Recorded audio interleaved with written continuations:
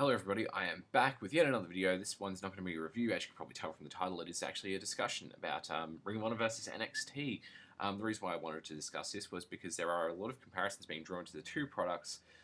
A lot of that has to do with it targets the same audience and uses a lot of, well, WWE is signing a lot of Ring of Honor talent and putting it in NXT, which kind of helps them appeal to that same target audience that Ring of Honor has.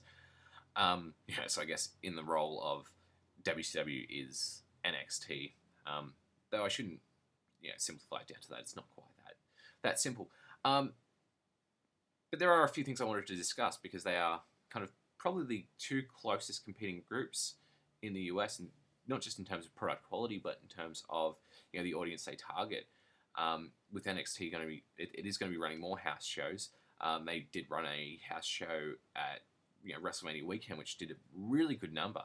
But I'm going to talk about a few of those things a little bit later. The first thing I did want to discuss was the TV quality. In the 2014 Wrestling Observer Newsletter Awards, NXT was the #1 weekly TV show, with Ring of Honor being #2 behind them. And they are very similar TV shows, so it's only natural that the fans would kind of be divided between the two. The production values for NXT are really good. I really do like them. I mean, while they are, do have that kind of WWE thumbprint, they are still different enough that it feels like I'm watching something different. Yet it's still very solid, very consistent. Whereas Ring of Honor's TV production is better than it, had been in the past, especially compared to like their DVDs or pay-per-views or whatever. It doesn't have that same level of consistency I've found. And if there's one thing I wish they would fucking work on, it would be that lighting. Though I can't expect too much because they are doing things on a shoestring budget, whereas NXT has WWE money behind it. This on the the second part of the TV quality thing I wanted to discuss was the match quality. I think the match quality is extremely close in terms of how good they are. Ring of Honor has to produce a different, not a different product, but the matches have to be a bit more concise, a bit shorter. Though I will say they are still very good. In fact, Samoa Joe versus Kyle O'Reilly is probably the best match I've seen on TV all year. That's from the most recent episode of Ring of Honor Wrestling. While NXT is also very much the same in terms of, it produces a very simple product. The matches are a bit shorter, but still long enough that, you can get into them. I will probably give the slight edge to Ring of Honor in terms of the match quality. And I do think it's because one thing I've noticed with NXT is it does seem very focused on a small portion of guys, whereas with Ring of Honor, there are so many different guys that can go into that main event match and deliver a quality match. NXT kind of feels like it almost lacks that depth because they do focus on probably about six guys. But another edge I would probably give to the NXT TV show is it does have a stronger women's division. In fact, one thing I did want to discuss later on would be whether or not it would be worth WWE producing a strictly women's wrestling TV show or show for the WWE Network. The WWE Network is a very good platform. They can now target specific niche groups with it, and keep costs down because they could probably pair it with NXT tapings or whatever and use some of the women from WWE as well as NXT, and that'd be pretty cool. But I've kind of gotten off track. When it comes to roster, I did want to discuss roster depth. I do feel Ring of Honor does have the better overall roster. NXT probably has some better guys, but they also have a lot of guys who are not shit, but are still quite green. I mean, Ring of Honor does still have some guys that are green, but I don't think that problem is as prevalent in Ring of Honor as it is in NXT. But I mean, NXT really is developmental territory, so I do have to cut them some slack. But there are a lot of guys who WWE has signed who are really ready for the main roster, but are just kind of sitting in NXT. It's almost as if WWE is signing Ring of Honor talent, or not just Ring of Honor talent, but indie talent, and almost hoarding them. Though at the same time, they're not really given the chance to go to the main roster and do something, which is a bit disappointing. Because there are, as I said, there are a lot of guys, and I'm not just talking about the guys who have come from Ring of Honor, but other guys who probably are ready for the main roster, whereas there are guys who have gone to the main roster from NXT who really haven't been as ready. Adam Rose comes to mind. Whatever, but it kind of highlights a problem with NXT. There are really good guys who are in there who really should be doing bigger and better things, but I guess you could probably say that for the same thing with Ring of Honor, I guess. And there also is, I can understand a lot of the Ring of Honor talent going to NXT, because there is a physical toll for working with Ring of Honor, because they do focus more so on longer matches, more hard-hitting matches than NXT does. I prefer that to the, shorter, safer NXT matches, though the NXT matches still are very good. I do prefer the Ring of Honor matches, but I presume, like, for a lot of the wrestlers, they do think about, if I go to NXT, I don't have to work as hard, and there's still that steady paycheck coming in. Next thing I wanted to kind of discuss, I've gone through TV quality and roster depth. I've got notes here for myself.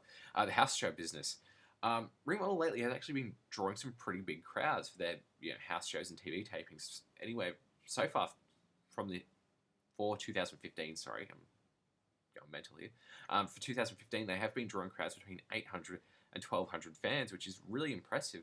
Though NXT drew a massive crowd, as I think I previously mentioned, with the WrestleMania weekend show. It was about 5,000 fans, but is that just a one-off? Will they be able to draw that consistently, or that kind of number in the future?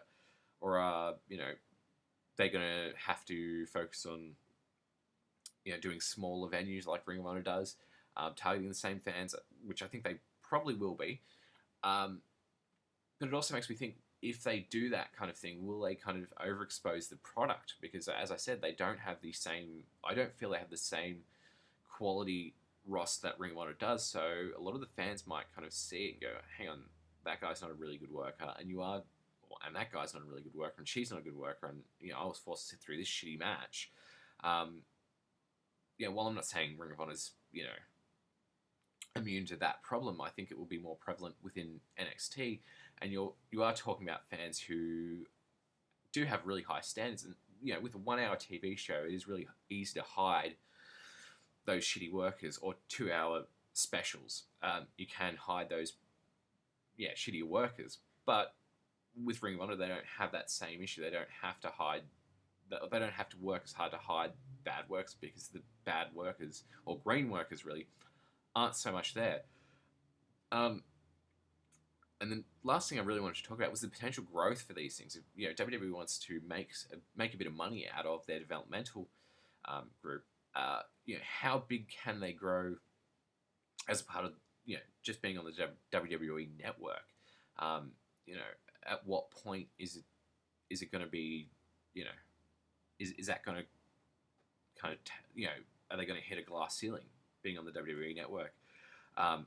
While the WWE network grows, more people will have the chance to watch Ring of Honor. Sorry, not Ring of Honor, NXT. A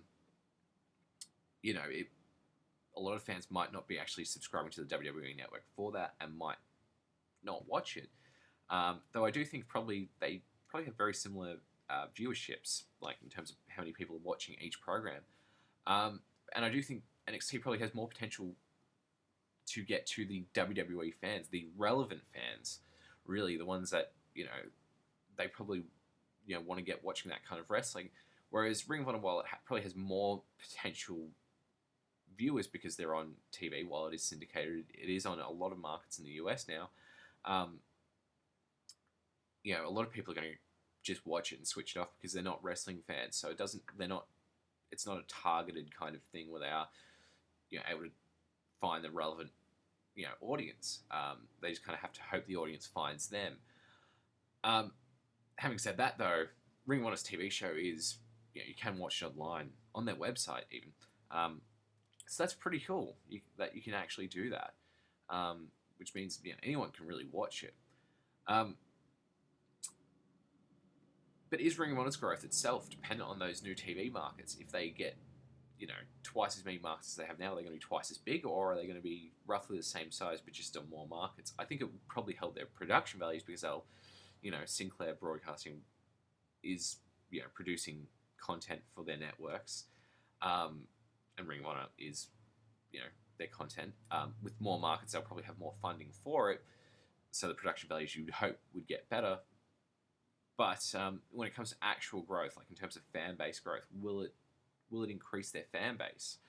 I would kind of hope so. Also, is NXT's growth going to hinder, if they, do more house shows, is it going to hinder Ring of Honor's growth? Are they going to actually take fans away from Ring of Honor? Not only that, but, are they going to take away the relevant talent or the good talent from Ring of Honor and kind of, cut their legs out from underneath them? They have the money to do so, basically sign anyone they want. So there is that to think about.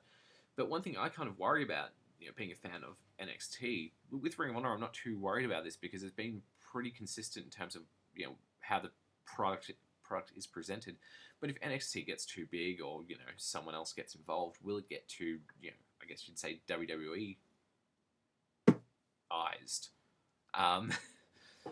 So will it become more like a, WWE product? If that's the case, there's a reason why I don't really watch the WWE so much, and I do watch NXT.